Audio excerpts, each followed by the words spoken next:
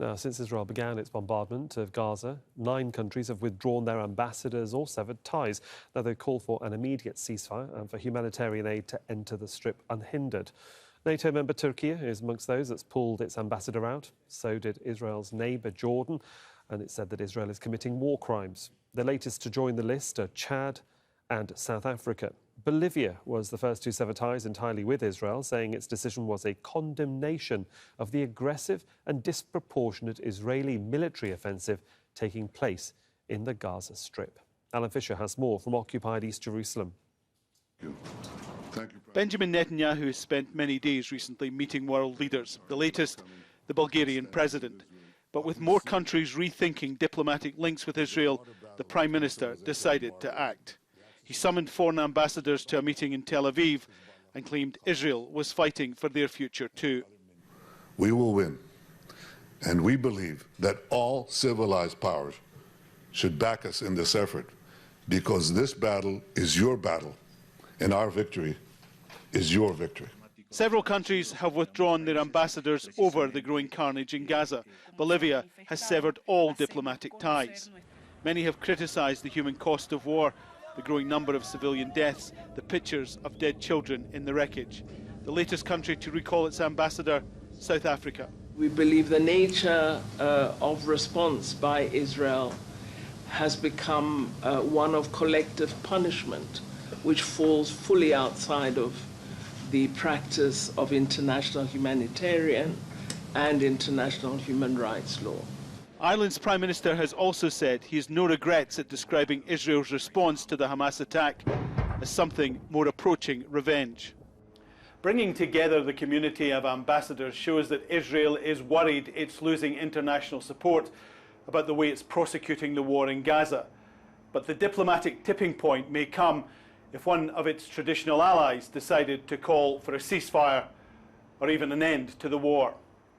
Alan Fisher, Al Jazeera, in occupied East Jerusalem. Let's bring you those latest pictures coming out of Gaza and explain what they are. A military source for us has confirmed they're described as illumination rounds fired from Israeli artillery. They're flares that are attached to a parachute that float down like a sort of mini sun, giving the military the opportunity to operate in daylight, so to speak. When they run out of fire, the military fire more into the air. The Israeli military, according to this particular source, don't have as many night vision goggles or night vision capability as other armed forces like the US, for example. They do have some smaller specialized units that do have these night vision goggles, but certainly what you're seeing are not munitions as such, but they're called illumination rounds that light up the sky and allow the Israelis to target the locations that they have been doing, certainly for the past 3 hours across the Gaza Strip. Let's bring in Marwan Bishara, Al Jazeera's senior political analyst. He's been monitoring events with me. Can we just begin with Raed Mansour at the UN? He wasn't party to this closed-door meeting that's been held by the Security Council, a meeting called by the United Arab Emirates and China over the ceasefire. But it is the word ceasefire that is paramount right now, and Raed Mansour made that very clear. Yes, and that's also clear from what he explained in terms of the General Assembly's overwhelming resolution in favor of a humanitarian truce, which now, considering the humanitarian disaster that is called Gaza, I think the need for a humanitarian ceasefire is paramount. But once again, as he said, there is an actual elephant in the room. And clearly the Biden administration has rejected once and again the idea of a ceasefire, because it's trying to shield Israel diplomatically as Israel carries its crimes in Gaza. There's this idea in the Biden administration that Israel needs to get justice and needs to finish, as it were, Hamas in Gaza. And for both the United States and Israel, unlike the rest of the international community, the ends justify all means. The end, meaning finishing of Hamas, justify the devastation of Gaza. And that's not acceptable to the rest of the international community. And this might be the overall message that's been given, you might say, by the top be it the president or the prime minister. But what we do have is Secretary Blinken and the CIA chief in the region talking to various capitals and various leaders of respective Middle East countries that have influence or certainly have an opinion. Secretary Blinken has certainly experienced firsthand how angry the Middle East is right now. Is this message going to reverberate when he goes back to Washington?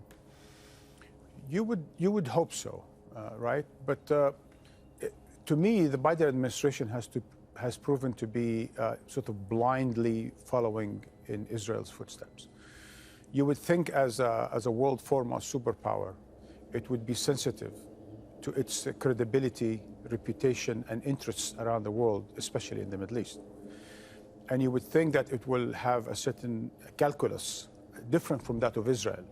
So instead of blindly copying Israel and coupling its mindset to that of Israel, that it would take a bit of a distance, figure out what is needed in the Middle East and in Gaza today, and act a bit more responsibly.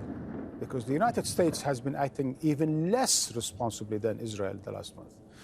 See, if you look at it, Suhail, I think our viewers around the world have probably noticed that American diplomacy and Israeli war have been two sides of the same coin.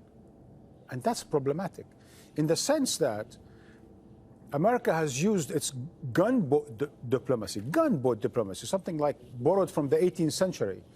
Like the British Empire, they've dispatched aircraft carriers and nuclear submarines to the East Mediterranean in order to flex their muscles, shield Israel, and basically pressure different countries in the Middle East to support Israel in its war crimes.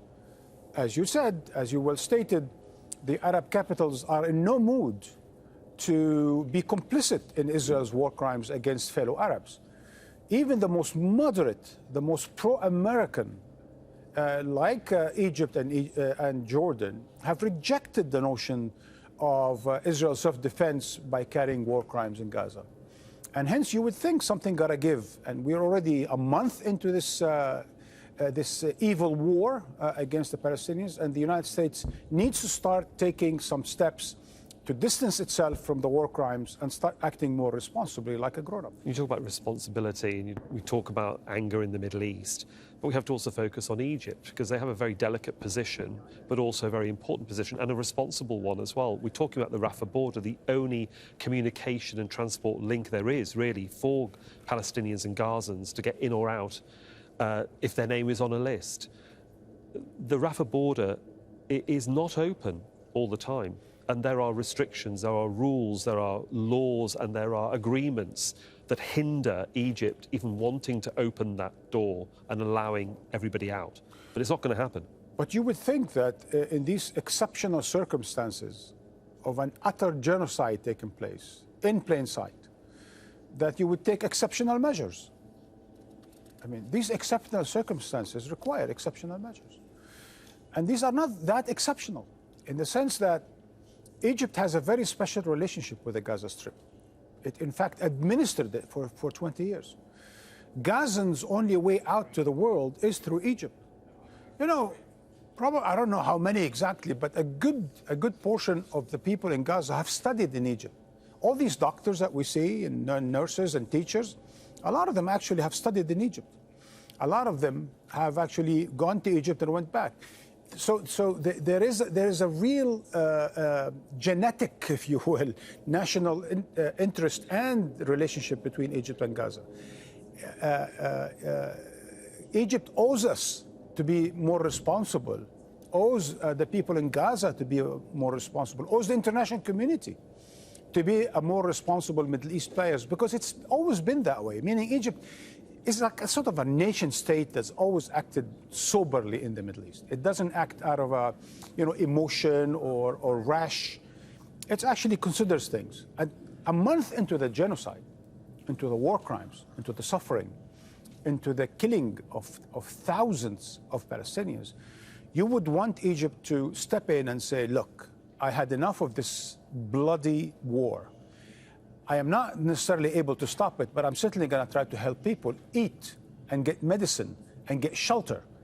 And that's a humanitarian mission to do. Now, finally, and probably this is the most important, since we are talking not in humanitarian NGOs, we're talking about a state and an interstate system. It would be very helpful for Egypt to play an important role moving forward after this war ends, if it acts responsibly today and acts in a way that is humanly reasonable towards the people in Gaza. Only by acting responsibly, not with indifference, but with difference towards the people of Gaza, will it be able to play an important role afterwards. Because I think the Egyptian presidency is looking to the time when the dust settles so it can go back again and play an important role in East Mediterranean politics. But it won't be able to do that if it lets down the people of Gaza today.